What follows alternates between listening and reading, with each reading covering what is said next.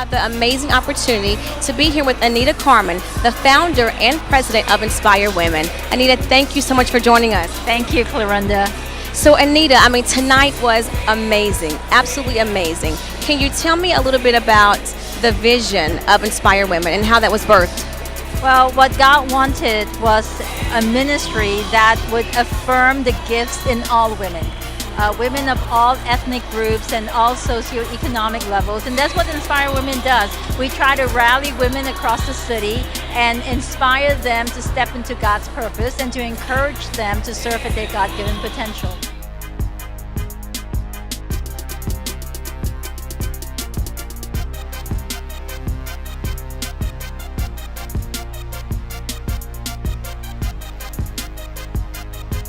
So tell me, what made you different? What made you stand out from all the other chefs? And we've got some serious chefs here.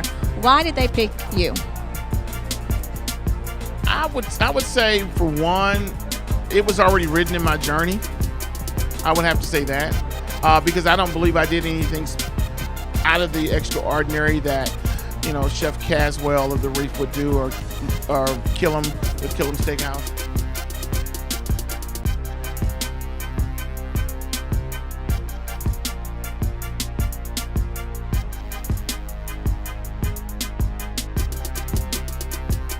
To be here with Mayor Anise Parker as she comes out and shows her support for the National Night of Sleep Out here at Covenant House, Texas. Mayor, thank you so much for joining us. Glad to be here. Always happy to support Covenant House, but this is a 30th anniversary celebration, so that's a special occasion too.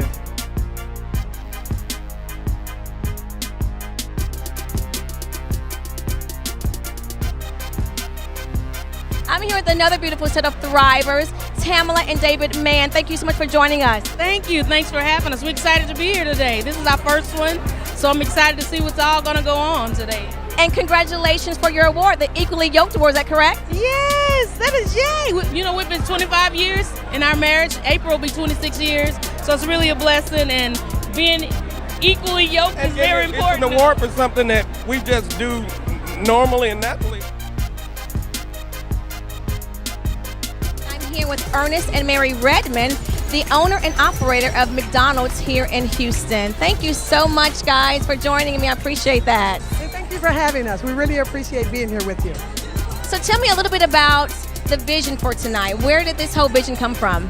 Well, actually, Mrs. McGrady, what I was doing, I was thinking about to give McDonald's an opportunity for us to show you guys as a customer what we're really about, to give you an open door tour of McDonald's. And what better way to do that than to have a McDonald's chef event, have the chef to take our products that you purchase every day in your supermarkets here, and we have in our restaurant, to give him an opportunity to show you that our products are for real.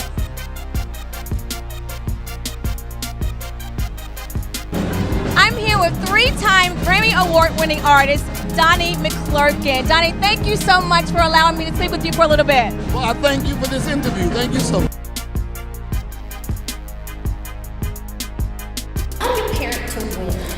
I think parenting to win does not mean parent to perfection. We'll never achieve that.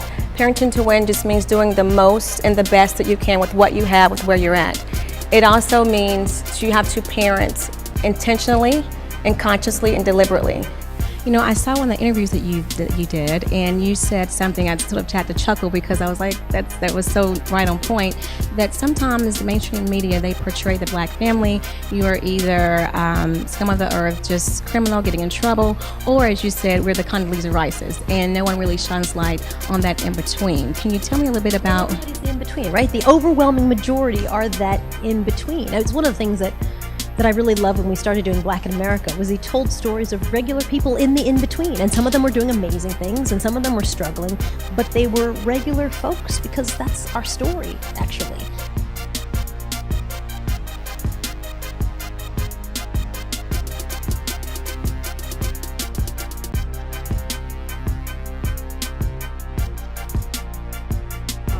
Amaya, I love that you're only 10, right?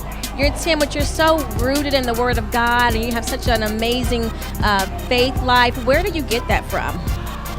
Well, mostly from my whole entire family, and especially from my parents. They love God so much with all of their hearts.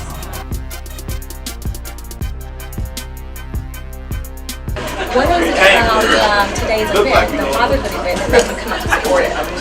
Everything about it. I mean, I just think it's amazing what Alan is doing and just kind of sharing the experiences of kind of like what we do.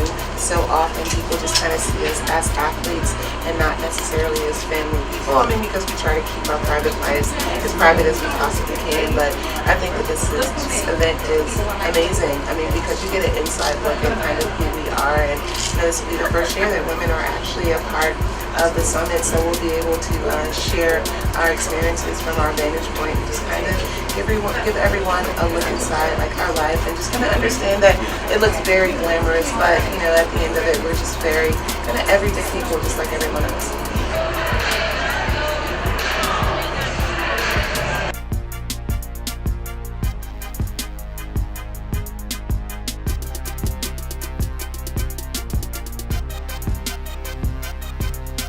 Here with what is one of the NBA's best defensive players, shot blockers, and the notorious finger waver himself, Mr. Dikembe Mutombo. Dikembe, thank you so much for giving me a little piece of your time. Thank you. Thanks for having me on your show. You know what? How was this experience, the East versus the West against the Special Olympics? It was such a humbling experience to watch. You know what? When we talk about giving back, it's something very special. It's in our DNA as an NBA and the NBA care. And our players want to just come out, do whatever they can to make our community a better place.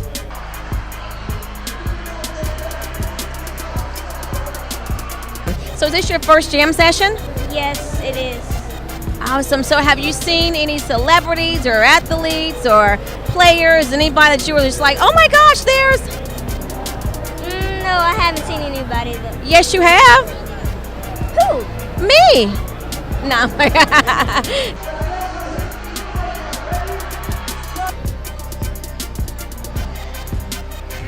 Once again, Clerenda McGrady here at the NBA All-Star Jam Session, and I'm here with the THRYV family, and it was amazing what they had the courage to get out there and do anything to cut their hair off. Mr. THRYV, how was that experience?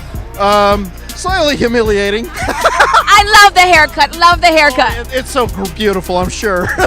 You can get away with it in today's age. Eventually grow back.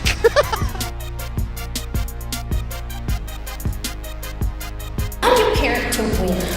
I think parenting to win does not mean parent to perfection. We'll never achieve that. Parenting to win just means doing the most and the best that you can with what you have, with where you're at. It also means you have to parent intentionally and consciously and deliberately.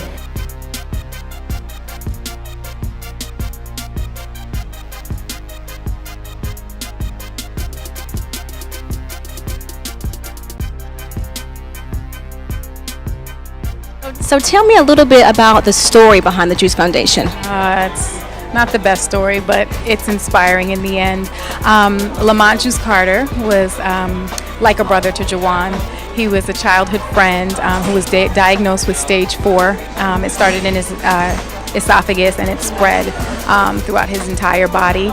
And he was basically given a horrible prognosis of 6 weeks to live.